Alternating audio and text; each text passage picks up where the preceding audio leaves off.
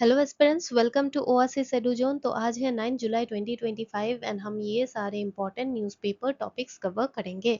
तो आज अगर आप नए जुड़े हो इस चैनल से तो मैं बताना चाहती हूँ, हम यहाँ पे स्टैटिक को रिलेट करके पढ़ते हैं करंट अफेयर्स। इसका मतलब ये नहीं कि स्टैटिक का यहाँ पे मैं हर चीज़ बोलती हूँ, जो किताब में है वो आपको खुद पढ़ना है, मैं आपको बता कर देती हूँ। यहाँ पे ना देने का रीज़न यही है ताकि आप खुद जाओ, खुद मेहनत करो, खुद रिवाइज करो, क्योंकि वो आपके लिए ज़रूरी है। वो चीज़ मैं नहीं करूँगी जो आपको फेलियर का रास्ता दिखाता हो। ठीक है?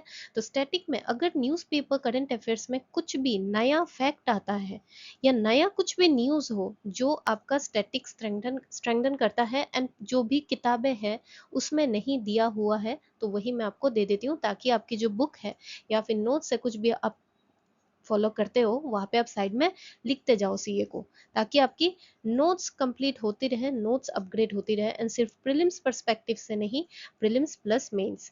मेंस क्यों कहती हूँ? क्योंकि यहाँ पे मैं मेंस रिलेटेड आपको एग्जाम्पल देती हूँ, जो यहाँ पे पॉइंट ऑफ व्यूज होते हैं कुछ वो भी बताती हूँ न्यूज़ वाइज, या फिर कुछ हमारे यहाँ पे टर्म्स होते हैं न्यूज़ में जो आप आंसर राइटिंग में mains, intro, conclusion and body में लिख सकते हो, कुछ ऐसे आते हैं तो मैं वो बोलती हूँ। एज लिमिटेड टाइम है हमारा न्यूज़पेपर एनालिसिस में, यहाँ पे 30 to 40 मिनट्स का रखती हूँ, तो यहाँ पे जितना संभव हो सकता है उतना देते हैं।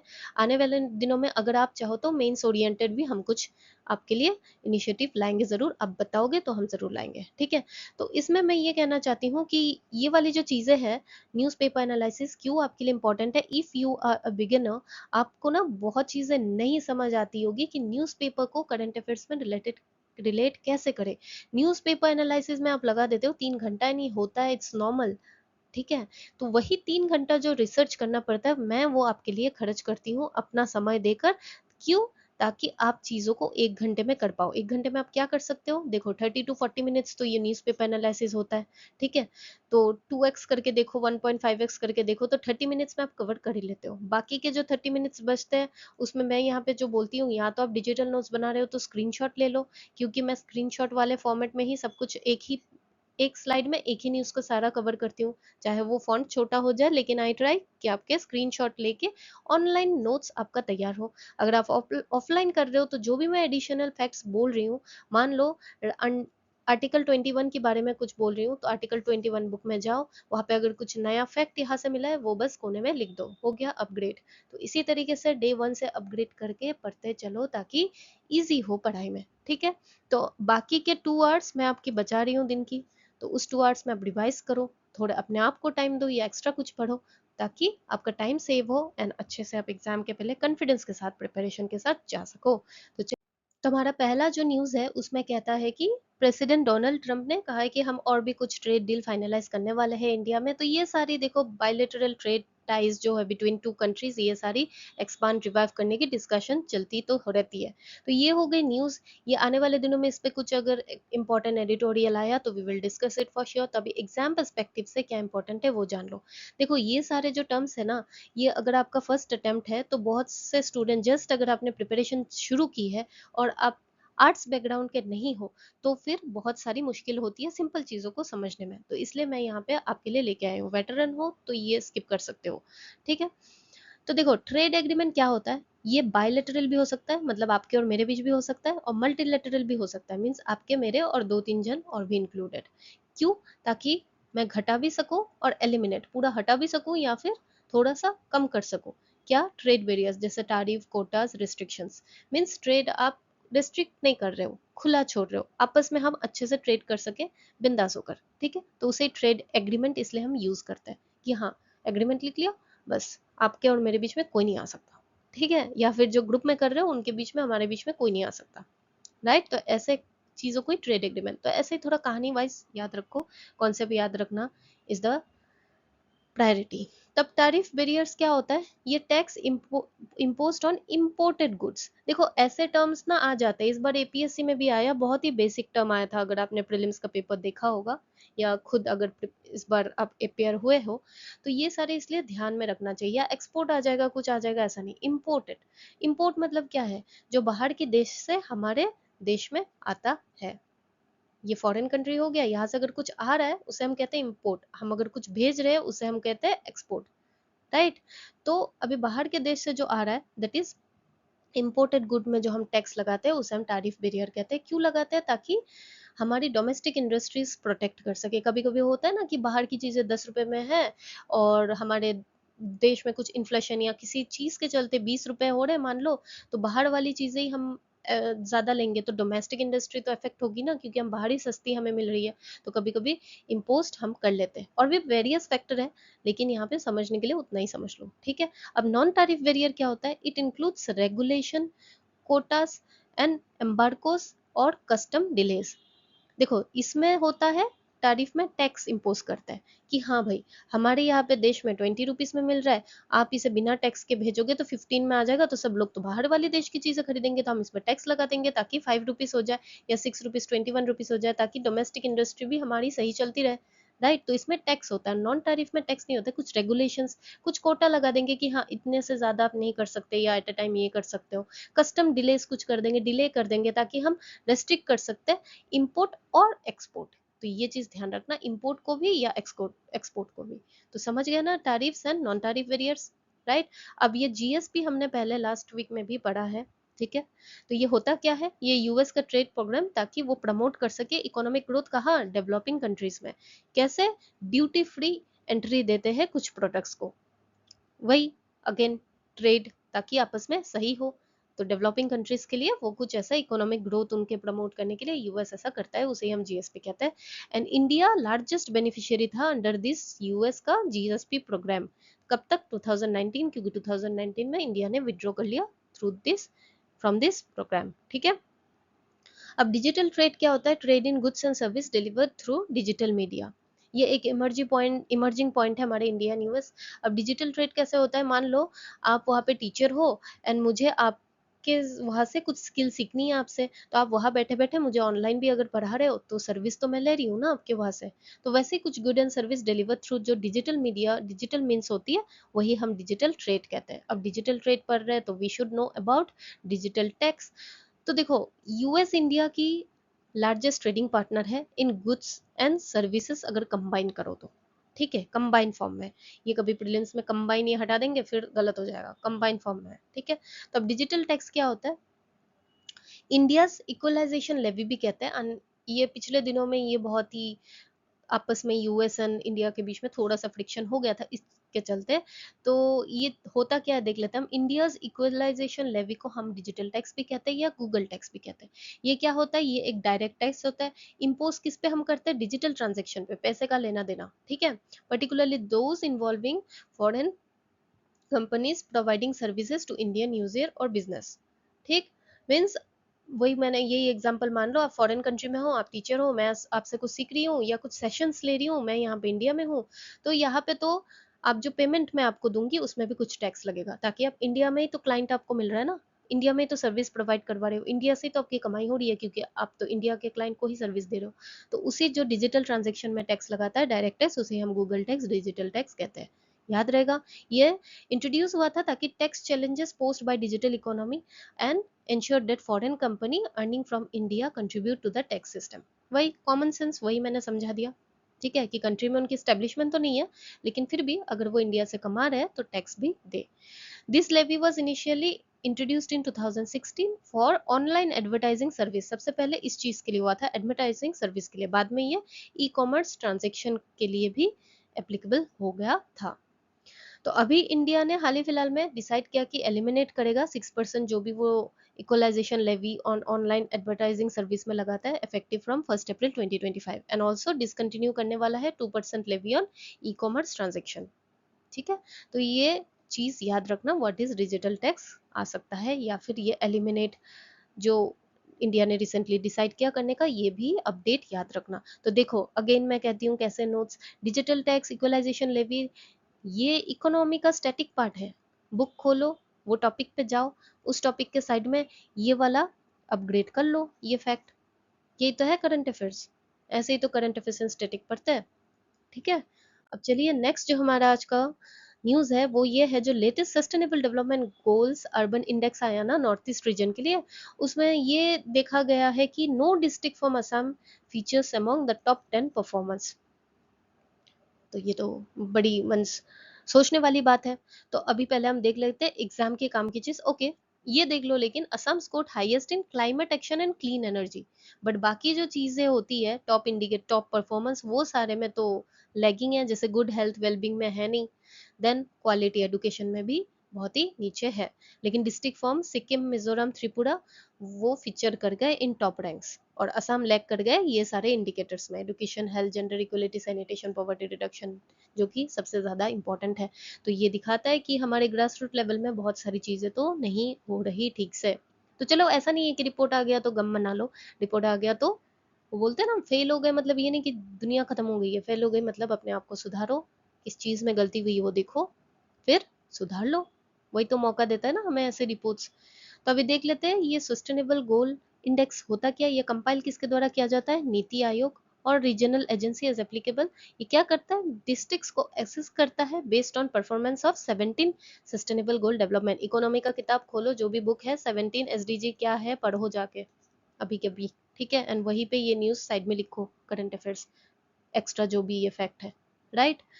तो अभी the index is design to localized क्या SDG taking for micro level policy intervention, कि माइक्रो लेवल पे कैसा हो रहा है। तो ये प्रमोट करता है कंपटीशन एंड फेडरलिज्म। अब देखो ये स्टेट्स के डिस्ट्रिक्ट तो अच्छा किए, तो अभी आपस में ये कंपटीशन करेंगे ना कि नेक्स्ट ईयर और अच्छा करे, और कोऑपरेटिव फेडरलिज्म साथ भी देंगे एक दूसरे का।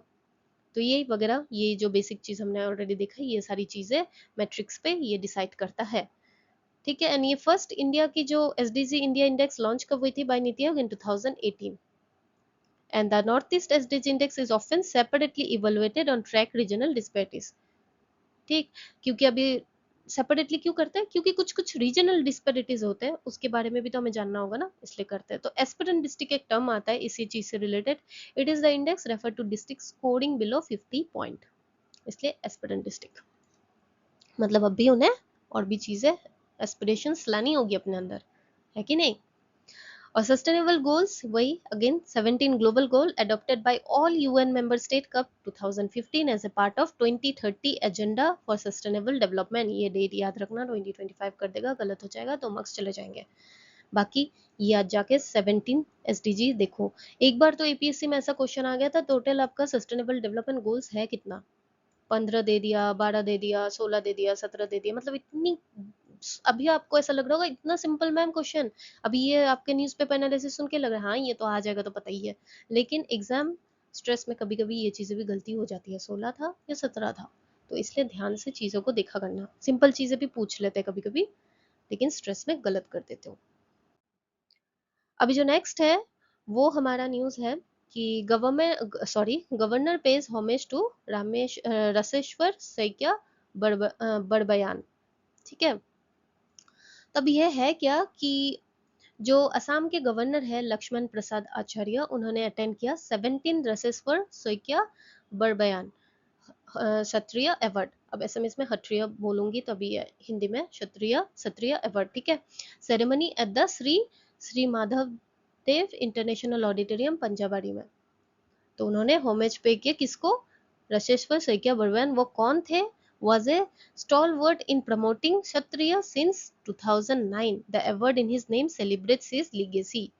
तो ये किनको दिया गया 17th edition of award, Rajendra Gangani and Karunadhar Sharma for their outstanding contribution to Indian classical dance and music. तो ये सारे जो अवार्ड्स है ये एनकरेज करता है कि excellence in performing arts and preserve intangible heritage, right. तो ये सारे अवार्ड से ही तो हम सीखते हैं ना, एनकरेज होते हैं जो भी इस रूट में जाना भी चाहे तो ये ऑर्गेनाइज किसके द्वारा किया जाता है, संगीत सत्र in collaboration with Assam directorates of cultural affairs. तो ये जो संगीत सत्र है फाउंडेड कब हुआ था, अगेन 2009, ये दोनों एक ही है, याद रखना, ठीक। Date was become sorry has become a prominent institution for classical arts in Assam linked to the government's cultural preservation program। तो देखो ऐसे जो स्टेट के जो कॉन्स्टिट्यूशनल हेड होते हैं ना, गवर्नर, ऐसे सेरेमोनियल रोल प्ले करते हैं इन प्रमोटिंग कल्चर एंड हेरिटेज। कभी प्रेसिडेंट आ जाएगा तो गलत हो जाएगा, ठीक है। तो अभी क्षत्रिय के बारे में जान लेते हैं। One of the 8 classical dance form है ओरिजिनेटिंग फ्रॉम असम वैष्णवीत मोनेस्ट्रीज सत्रस हटरस, ठीक।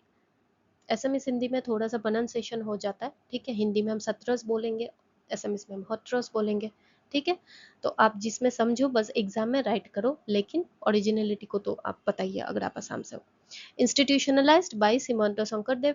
Srimanta Sankardev and Madhadev, 16th century Vaishnavite saints, integrated religion with arts, laying down the foundation of Satriya dance.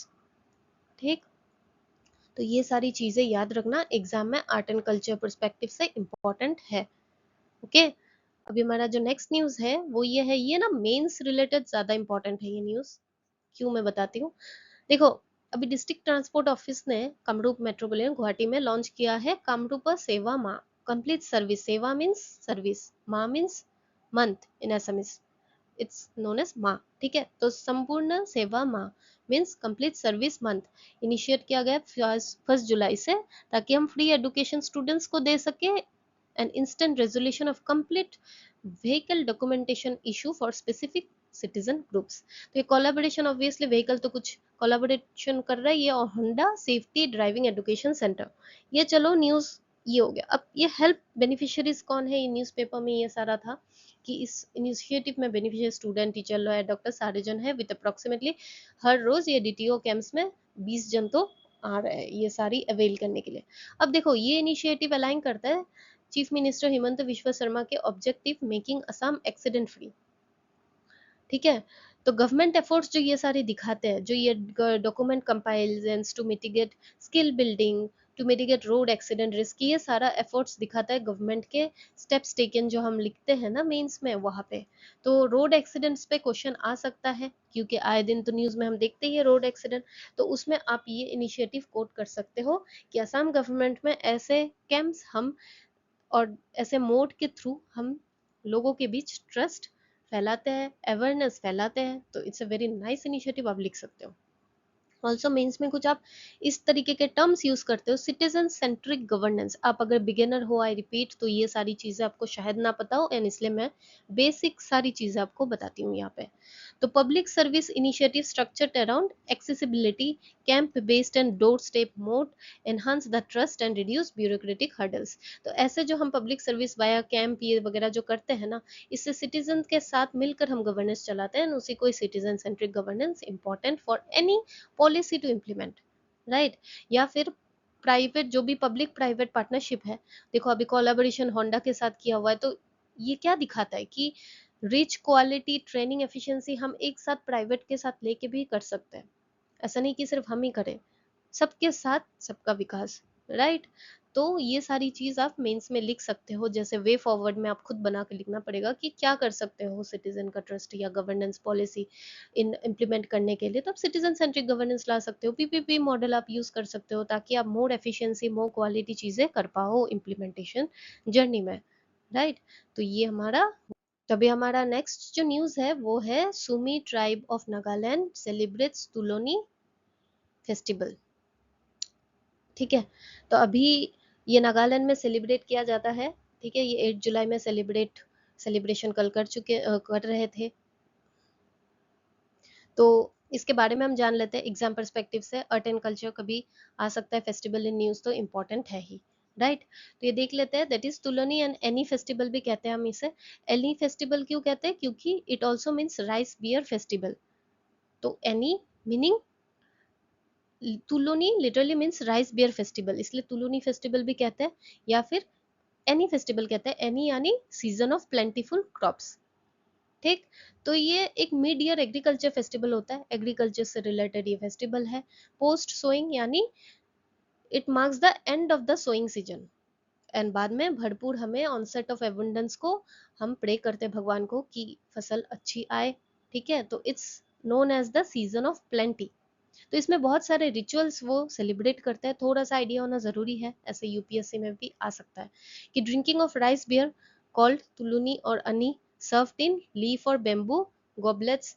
थोड़े बेसिक चीजें जाननी चाहिए। फिस्ट होती है जहाँ पे pig pork and other meat prepare करते हुए bamboo shoots and fermented food. Betrothal and match making होता है कि हाँ शादी वादी फिक्स होते हैं वहाँ पे, लोगों की मैच मेकिंग वगैरह डिस्कशन चलती है। फोक सॉन्ग्स वगैरह, ट्रेडिशनल डांसेस, ये सारे होते हैं, गेम्स खेलते हैं उनके। तिसेले डांस, ये एक मेंशन था, ध्यान रखना, नागालैंड रिलेटेड है यही फेस्टिवल के रिलेटेड। ठीक है, प्रेयर्स करते हैं उनकी डाइटीज, सॉरी यहाँ पे देखते हैं, दैट इज लिट्सवा। तो ये थोड़े टर्म याद रखना क्योंकि न्यूज़पेपर में है, एपीएससी में भी कभी आ जाए, क्योंकि आपने देखा होगा हड़प्पा सिविलाइजेशन से तो ऐसे ही सारे टर्म्स आते हैं कभी कभी, तो क्या पता आ जाए, तो ध्यान रखना, ठीक है। ये ऑब्जर्व किया जाता है 1966 से, वही 7 to 8 July, and festival has been institutionalised by tribal bodies like Sumi Ho. तो सुमी हो इन न्यूज़ को किस स्टेट से है, कहाँ से है, तो आपको ये थोड़ा सा जानना चाहिए, तो आपने जान लिया, ठीक है। इसी बेसिस पे ये एमसीक्यू दिया है, जरूर से सॉल्व कीजिए। तो अभी जो हमारा आज का फैक्ट्स इन न्यूज है, देखो थोड़ी देर पहले हमने देखा था ना इंटेंजिबल कल्चरल हेरिटेज, तो वो होता क्या है, वो होता है ट्रेडिशन, एक्सप्रेशन, नॉलेज, स्किल जो पास करते हैं हम जनरेशन टू जनरेशन, आप जाने, आपके बच्चे जानेंगे, उनके बच्चे भी जानेंगे, through performing arts, artisan, craft. तो यूएन के जो 2003 के जो कन्वेंशन है for safeguarding intangible culture heritage encourage similar community driven action, कि कम्युनिटी एक साथ मिलके ये सारी चीजें अवेयरनेस फैलानी है। तो बस इंटेंजिबल कल्चरल हेरिटेज न्यूज़पेपर में पढ़ते हो अगर, being a first attempt of this exam, तो थोड़ा जानना चाहिए होता क्या है। अब ये मेंस में यूज कर सकते हो, देखो अभी एथनिक कल्चरल इनिशिएटिव्स लिया जा रहा है, असम गवर्नमेंट ने लॉन्च किया, that is the second phase of cultural initiative, उसमें प्रमोट करते हैं, प्रिजर्व करते हैं rich tradition of tribal and ethnic communities across region. तो ये आप मेंस एग्जाम में लिख सकते हो, इंडियन आर्ट एंड कल्चर में कुछ आता है तो अभी भी गवर्नमेंट क्या स्टेप्स ले रहा है ये सब करने के लिए, ताकि हम इंक्लूसिव कल्चरल पॉलिसी ला सके, ताकि हम कल्चर फोकस स्कीम्स कुछ ला सके जिससे मार्जिनलाइज कम्युनिटी एम्पावर हो, हम डाइवर्सिटी को रेस्पेक्ट कर पाए, और लोकल स्टेक होल्डर्स को यूज करके एक कम्युनिटी ड्राइवन एक्शंस भी हम ले पाए, राइट। तो ये बहुत ही सुंदर चीज है, जो आप आर्ट एंड कल्चर में कोई भी क्वेश्चन आता है या गवर्नेंस पे कोई भी क्वेश्चन आता है, आप कल्चर को भी रिलेट करो। देखो जीएस 2 में गवर्नेंस का पार्ट है, बट इट डजंट मीन आपको सिर्फ पॉलिटी रिलेटेड ही एग्जाम्पल या कुछ लिखना है, आप जीएस 1 रिलेटेड भी लिख सकते हो। इसलिए कहते हैं यूपीएससी एपीएससी में जो भी जीएस 1 से लेके GS 4 and in case of GS 5, in case of APSC, सारा कुछ इंटरकनेक्टेड है, इसलिए कनेक्ट करके पढ़ो, कुछ किसी चीज से भी अलग नहीं है। आपको लगता होगा प्रीलिम्स अलग है मेंस से, बट नहीं, दोनों कनेक्टेड है, ठीक। प्रीलिम्स पास नहीं करूंगा मेंस पढ़ के क्या करूंगा, ऐसा नहीं, प्रीलिम्स पास करोगे तो मेंस पढ़ना है, प्रीलिम्स पास नहीं करोगे तो फिर अगर दोगे, फिर उसमें अगर प्रीलिम्स पास कर लिया मेंस पढ़ना है, और अगर प्रीलिम्स पास नहीं किया, लास्ट अटेम्प्ट है, तो क्या ही फायदा मेंस पढ़ के, फायदा है अगर ये कुछ नहीं करोगे, मेंस पढ़ोगे तो आपकी नॉलेज लेवल जो है बहुत अच्छी बढ़ेगी, उससे आप दूसरों को फिर हेल्प भी कर पाओगे, अपने जो भी छोटे भाई बहन जो भी पढ़ेंगे उनको भी हेल्प कर पाओगे, ठीक है। दूसरा जो चीज था न्यूज में, जियोलॉजिकल हाइड्रोजन, ये फॉर्म होता है naturally underground via processes like serpentinization and radiolysis. Serpentinization means water reacting with iron rich rocks. मोटा मोटी टर्म याद रखना, साइंस एंड टेक में आ सकता है, if you are not from science background फिर भी इतना तो याद रख ही लोगे। Reacting with iron rich rocks, उसको ही हम कहते हैं आयरन, याद रखना, कैल्शियम आ जाएगा, गलत हो जाएगा। And radiolysis, that is radioactive decay splitting water. तो ये एक्यूमुलेट करते हैं reservoir similar to hydrocarbon sealed by caprocks and held under pressure. तो ये अगर 1 से 2% भी रिकवर हो जाए ना, तो ये ग्लोबल डिमांड पूरी सेंचुरीज के लिए हमारी मीट कर सकती है।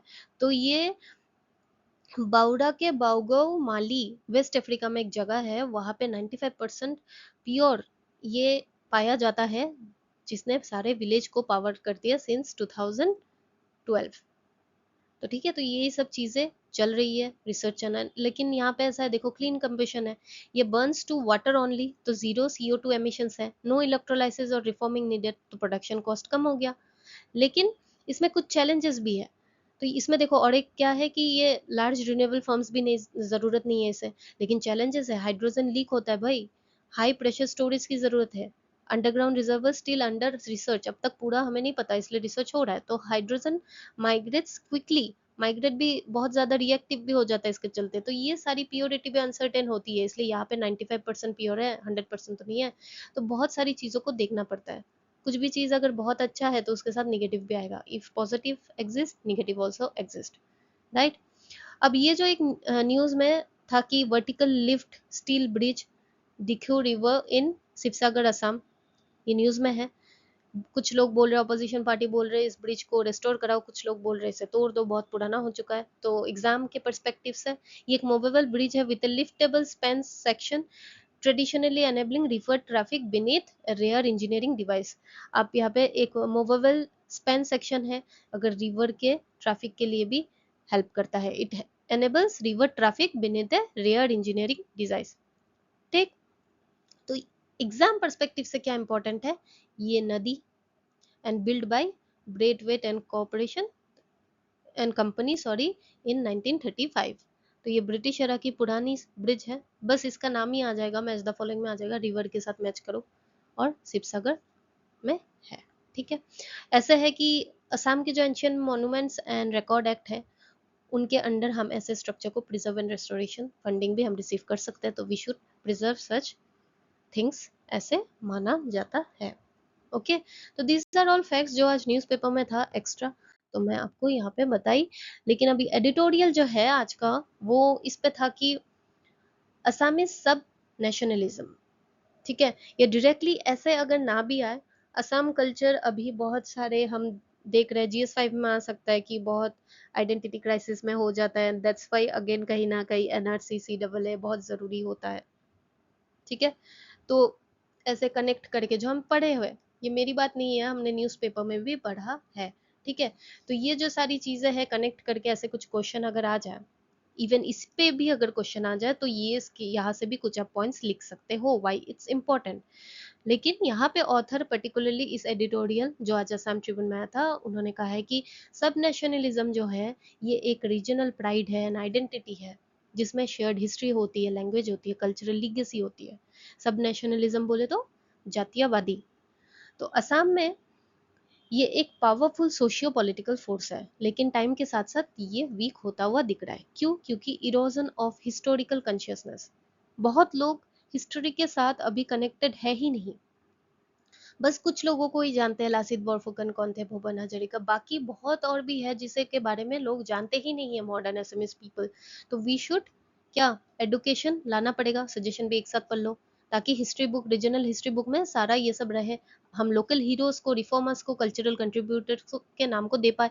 देखो, अभी तो आप APSC के लिए पढ़ रहे हो, ठीक है, UPSC चलो इंटरव्यू के पहले भी पढ़ लोगे, if you are an aspirant, ठीक है, ओवरऑल मैं बोल रही हूँ, एस्पिरेंट हो तो आप तो अच्छे से पढ़ रहे हो पर्सनैलिटी इन न्यूज, बट अगर आप एस्पिरेंट नहीं हो, आप खुद कहो 100% पॉपुलेशन में कितने परसेंट लोग होंगे जो पर्सनैलिटी इन न्यूज को ध्यान से पढ़ते होंगे न्यूज़पेपर से, या उनको चेरिश करते होंगे? नहीं ना, तो वही चीज़ है, तो इसलिए हमें एडुकेशन देना चाहिए। फिर cultural pride and language respect भी कहीं ना कहीं घट रही है। बहुत लोग हम देखते हैं कि इंग्लिश में भी बात कर रहे हैं, हिंदी में भी बात कर रहे हैं, it's not about language word, but बहुत सारे आपस में, अगर आप एसएमएस हो, मैं एसएमएस हूँ, फिर भी एसएमएस में बात करने में बहुत को शर्म आती है। ये भी देखा जाता है क्योंकि लार्ज सेक्शन कुछ अलग लैंग्वेज बोल रहे हैं, तो वो वही प्रेफर करते हैं। तो देखो, language should be a medium of respect to all, not just one and two. ठीक है, तो ऐसा ही होता है कि हमें कॉन्शियसली अवॉइड किसी चीज को नहीं करना। हाँ, सामने वाला अगर नहीं समझे तो ऑब्वियसली हम कम्युनिकेट करेंगे, बट सामने वाला एक ही है तो आप चर्चा करो। बच्चे को भी मॉल में जाते हैं तो उनके पेरेंट्स आजकल बहुत इंग्लिश में ही बात करते हैं, एसएमएस में बात करते ही नहीं है अपने बच्चे से भी।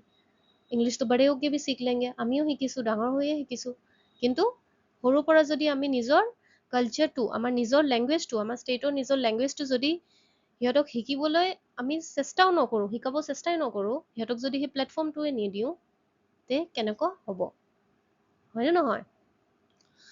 तो यही ऑथर कहता है यहाँ पे, राइट। तो इसके लिए हमें क्या करना चाहिए, लैंग्वेज रिवाइवल करना चाहिए कि मीडिया, एडमिनिस्ट्रेशन, स्कूल में हमें ये रीजनल लैंग्वेज को भी प्रमोट करना चाहिए, सिखाना चाहिए। टेस्ट लो ना लो, बट होना चाहिए कुछ मीडियम, ताकि ये भी रहे, रूट्स भी रहे। लॉस ऑफ सिविलाइजेशन कॉन्फिडेंस, देखो एक यहाँ पे ऑथर ने कहा है कि सैमुअल हंटिंगटन्स थ्योरी जो कहता है कि पीपल अपने रूट्स के साथ तभी डिसएसोसिएट हो जाता है, दूर हो जाता है, जब वो सोशियो इकोनॉमिकली इंफीरियर फील करता है। ठीक है, तो देखो असम में पर कैपिटा इनकम हाई है, नेशनल एवरेज एट इंडिपेंडेंस के टाइम पे जो था उससे तो ज्यादा है, फिर भी बहुत चीजों में अभी भी सिग्निफिकेंटली पीछे है। वही ना, इंफ्रास्ट्रक्चर देखो, अभी SDG गोल्स में ही तो पीछे है, आज का ही न्यूज देख लो, बाकी हम लास्ट वीक में भी देखे इंफ्रास्ट्रक्चर, तो बहुत सारी चीज में अभी भी डेवलपमेंट तो हो रही है, बहुत अच्छी डेवलपमेंट हो रही है, लेकिन बहुत चीजों में हमें डेवलप करनी होगी। तो क्योंकि यही थ्योरी आप दूसरे आंसर में भी लिख सकते हो, एथिक्स में भी आप कोट कर सकते हो, लिख के रखो ये वाली थ्योरी। तो इसलिए कहते हैं एडिटोरियल से जरूरी नहीं है कि उस टॉपिक से ही इंपॉर्टेंट, ऐसा नहीं कि सब नेशनलिज्म ये ऐसा ही डिट्टो ये क्वेश्चन मेंस में आ जाएगा, नहीं। यहाँ से कुछ भी मिल रहा है अच्छा इन्फॉर्मेशन जो दूसरे आप पेपर में भी इम्प्लीमेंट कर सकते हो, ले लो। ये चीज तो एथिक्स में आप लिखना कभी, ठीक है। रूट्स के ऊपर, कल्चर के ऊपर क्वेश्चन वहां भी आता है। तो रूट्स से हम तभी दूर होते हैं जब हम सोशियो इकोनॉमिकली वीक फील करते हैं, तो हमें सोशियो इकोनॉमिकली भी स्ट्रांग सुपीरियर बनना पड़ता है, ठीक। तो इसके लिए क्या करना होता है हमें, कल्चरल इंटीग्रेशन, ताकि हम theatre, literature, festival, music, visual story telling, ये सारी फंक्शंस रखे, जैसे अभी गवर्नमेंट के द्वारा कैंप वगैरह होता है ना, तो वैसे ही हम यहाँ पे ये थिएटर्स वगैरह भी हम लाए, ताकि अभी के जो यंग जनरेशन है वो भी कल्चर के बारे में जाने। फिर tokenism in political and public discourse, तो ये एक पॉलिटिकल इशू हो गया, ठीक है, कि कल्चरल रिवाइवल जेन्युइन पॉलिसी कुछ होती नहीं है, जो पहले लीडर के जो लाते थे, unlike earlier leader like Gopinath Bordoloi, current leaders are seen to prioritise personal gain over state interest. तो ये सारी पॉलिटिकल री ओरिएंटेशन हमें करनी जरूरी होती है, ताकि लीडर्स प्रायोरिटाइज करें स्टेट स्पेसिफिक कंसर्न्स को भी एंड डेमोक्रेटिक फेडरलिज्म को भी रिवाइव करे। फिर neglect of cultural icon and reformers, ठीक, जैसे Simanta Sankardev, who shaped the socio-cultural fabric of Assam, are reduced to textbook mention only on holiday. अभी अगर ऐसे हम उनके जन्मदिन कुछ भी हम करते हैं, हाँ आज तो छुट्टी है, बस उतना ही। उनके बारे में क्या हम कुछ रिसाइटेशन करते हैं, क्या हम कुछ उनके बारे में लिखते हैं, याद करते हैं, या सिर्फ एक टेक्स्ट बुक एंड हॉलीडे में ही रह चुका है, राइट। तो इसलिए हमें यूथ को एंगेज करवाना चाहिए ये सारी चीजों में, ताकि वो story telling platform, student debate, creative competition भी आपस में करे with respect to Assams heritage, ताकि हिस्ट्री रिलेटेबल लगते लगे और याद रहता रहे एंड फैलता रहे, ठीक। Then neo colonial economic structure, just as Dadabhai Naoroji exposed colonial loot, Parag Kumar Das highlighted economic extraction in post-independence Assam, showing continued neglect and resource exploitation. कि इतनी सारी एक्सप्लॉयटेशन हो रही है, इसके चलते हमें लोकल इंडस्ट्री प्रमोट करना चाहिए, made in Assam brand promote करनी चाहिए, ताकि हम स्ट्रक्चरल जो इनइक्वालिटीज है उसको एड्रेस कर सके। पराग कुमार दास के बाद में हमने लास्ट वीक पढ़ा था, जाओ रिवाइज करो, राइट। तो इसलिए मैं कहती हूँ डेली का डेली करो, यही कनेक्शंस रहता है। तो ऐसा नहीं है कि जो जातीयवाद है वो हम ला नहीं सकते, ला सकते, लेकिन deep rooted culture, education, political reforms हमें लानी पड़ेंगी। तो देखो ये क्वेश्चन सीधा ऐसा नहीं भी आएगा, लेकिन आपको हो सकता है इंटरव्यू में पूछे, या फिर कल्चर, असम कल्चर अभी क्यों ऐसे घट रहा है, या एथिक्स में कुछ क्वेश्चन आ जाए, तो ये सारे पॉइंट्स कुछ कुछ आप लिख सकते हो, राइट। तो एक एडिटोरियल का होना मतलब ये नहीं कि बस उसी पे क्वेश्चन आएगा, ठीक। तो ये सारे पॉइंट आप इंटरव्यू में भी बोल सकते हो, मेंस में कुछ भी क्वेश्चन कल्चर रिलेटेड आता है, रूट्स हेरिटेज रिलेटेड आता है, तो यू कैन कोट, है कि नहीं। तो अभी अभी जो मैंने कहा नोट्स तो अपग्रेड करोगे ही, है ना। अभी इसके साथ साथ ये वाला तो थ्योरी लिख लेना, ये हाफ मार्क्स तो एटलीस्ट एक्स्ट्रा आपको दिलाएगा, सो डोंट इग्नोर। तो आपने देखा, एक चीज मैं फिर से आपको बताना चाहूंगी, दिस हमारा जो ओएसिस एडुजन का जो न्यूज़पेपर एनालिसिस है, आपको यहाँ क्या क्या मिलता है आप खुद देख लो। प्रीलिम्स वाले फैक्ट्स, वो भी न्यू वाले, जो स्टैटिक के साथ आपको अपग्रेड करने हैं, वो आपका काम है। स्पून फीड करूंगी मैं किस चीज में, न्यू चीज रिसर्च आपको ताकि ना करना पड़े, स्टैटिक आप खुद अपग्रेड करो ताकि याद रहे, रिवीजन आसान हो। मेंस वाले जितने भी इंपॉर्टेंट चीजें होती है, not only editorial but fact, जितने भी एग्जाम्पल, जितने भी ट्रिक्स, मेंस में कैसे लिख सकते हो, कैसे कनेक्ट द डॉट्स कर सकते हो, सब कुछ यहाँ पे बताया जाता है। तो इसलिए मैं कहती हूँ चाय पीते पीते भी 30-40 मिनट्स अगर एक्स्ट्रा है ना, इंस्टाग्राम 2 बार कम स्क्रॉल कर लेना, लेकिन ये करो। देखो मार्केट में बहुत सारे न्यूज़पेपर एनालिसिस है, आप कोई सा भी फॉलो करो, लेकिन ये थोड़ा देख लेना, ठीक है। टू द पॉइंट, सिर्फ एग्जाम की बातें होती है यहाँ पे, दूसरी में बस एनालिसिस करके एक ही न्यूज को अच्छे से करके क्या होगा, आपको एग्जाम निकालना है, आपको न्यूज एनालिस्ट वहां पे जाके नहीं बनना है, न्यूज़पेपर का आपको न्यूज़पेपर चैनल में, न्यूज चैनल में बकना नहीं है आपको। तो अच्छे से प्रीलिम्स के लिए नोट्स पहले अपग्रेड करो, जो सबसे ज्यादा इंपॉर्टेंट है, तो वही अपग्रेडेशन में ये न्यूज़पेपर एनालिसिस आपको हेल्प करेगा। मेंस के लिए आपको मेंस रेडी एनरिचमेंट नोट्स चाहिए, वो कहाँ से मिलेगा, यहाँ पे मिलता है। डेली का देखोगे तो कितना सारा हो जाएगा, आपको लगेगा आज तो एक ही दो है, इससे क्या ही होता है, हफ्ते में एक दो, हफ्ते में कितना होता है, 14 चीज़ें फैक्ट्स तो मिल ही जाएगी ना आपको, ठीक है। एंड साथ ही साथ आपको पॉजिटिविटी तो देती रहती हूँ मैं, ठीक है। बाकी कुछ भी आपको अगर डाउट हो, कुछ आप लोगों को इनिशिएटिव्स चाहिए तो आप कमेंट सेक्शन में ज़रूर कमेंट करना, ठीक है। तो आज के लिए इतना ही। तब तक के लिए अच्छे से पढ़िए, खुश होकर पढ़िए और फिर कल मिलेंगे। Thank you.